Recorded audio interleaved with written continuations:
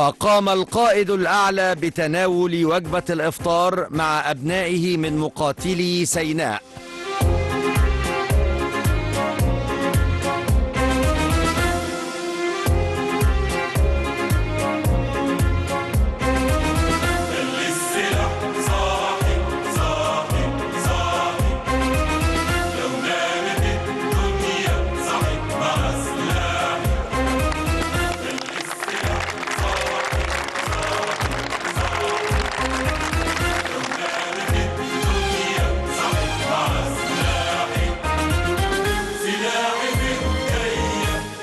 وأدى الرئيس السيسي صلاة الجمعة مع أبطال القوات المسلحة والشرطة في سيناء.